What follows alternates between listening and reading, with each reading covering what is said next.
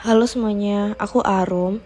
Aku dari kelas 11 Di sini aku akan membahas mental health bersama Elo dan Karin. How's your day? Gimana perasaan kalian kalau ditanyain kayak gitu?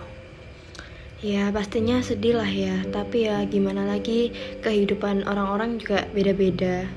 Apalagi kalau kita emang lagi ngejalanin hari yang berat, terus kita dapat pertanyaan kayak gitu, pasti rasanya tuh sedih banget sih.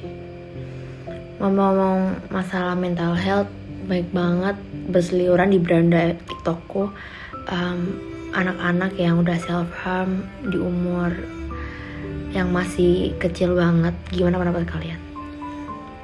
Gimana ya, di masa sekarang ini self harm terus mental health itu kan lagi boomingnya di sosial media, baik itu di TikTok, Instagram atau Twitter gitu kan.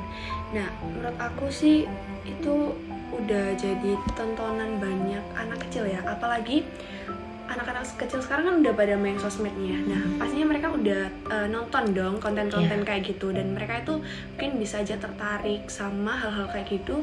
Soalnya mereka nganggap kalau mereka ngelakuin itu, mereka itu merasa keren, terus kayak merasa udah dewasa, ya kayak gitu-gitulah. Ya tapi kan kalau anak-anak itu kan mentalnya kan beda-beda ya. Ada yang dari kecil nggak itu sama orang tuanya, terus ya ada banyak lah hal-hal yang membuat anak kecil itu menjadi mentalnya turun. Setiap orang itu pasti ada yang mentalnya tuh udah kacau sejak kecil gitu ya. Benar. Ya itu juga kan terkadang ada dari beberapa faktor, ya biasanya itu salah satunya dari faktor keluarganya. Tapi selain self harm nih ya, ada lagi berita yang lagi booming banget akhir-akhir ini, yang cewek bunuh diri itu loh. Oh, di Paranggon. Iya, itu gimana sih? Kalau aku ya, itu kan dari mahasiswi yang dia tuh ngekos sendiri gitu gak sih? Dia kan ngekos sendiri. Dia jauh dari orang tua, terus kayak jauh dari keluarganya. Terus dia ngekos sendiri, di kosnya sendirian. Bisa aja dia tuh gak punya teman cerita gitu loh. Jadinya ya dia udah mendem masalahnya sendiri terus-terusan, dan mungkin dia emang udah beneran kayak capek banget itu sama hidupnya. Terus akhirnya dia mutusin buat bunuh diri. Tapi ya nggak bisa dibenerin juga sih bunuh diri itu tadi. Tapi kalau bunuh diri tuh seharusnya jangan dulu lah ya.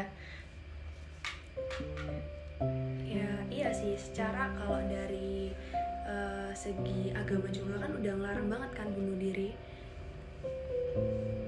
Terus tapi ya gimana lagi ya, pokoknya poinnya kalau kita ngerasa ada temen di sekitar kita yang dia tuh pendiam, nggak punya temen cerita, harusnya kita itu ngedeketin mereka supaya mereka nggak ngerasa sendirian, biar ujungnya nggak bunuh diri, self harm gitu.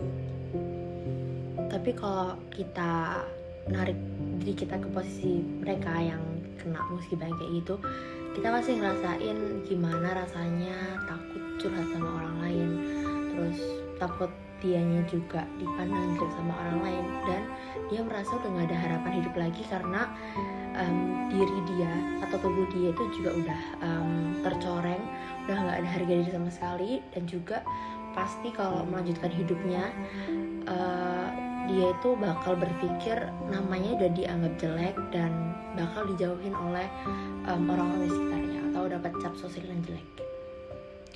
Nah itu termasuk trauma gak sih?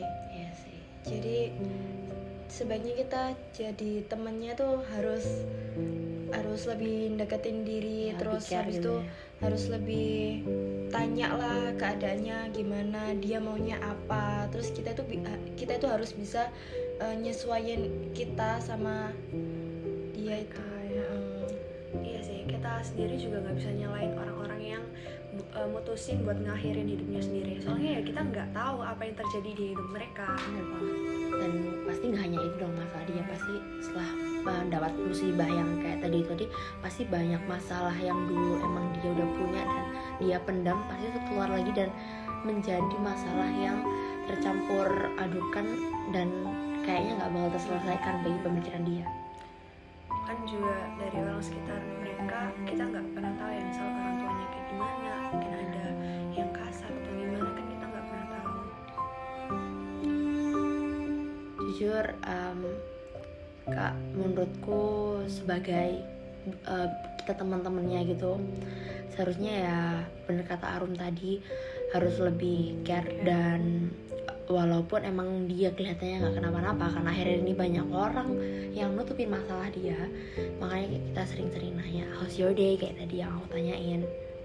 Gak harus ditanyain pacar ya, ditanyain temen juga nggak apa-apa. Ditanyain temen juga nggak apa-apa, karena mental health tuh penting banget untuk kehidupan kita. Dan kita juga harus bisa beradaptasi sesuai lingkungan mereka.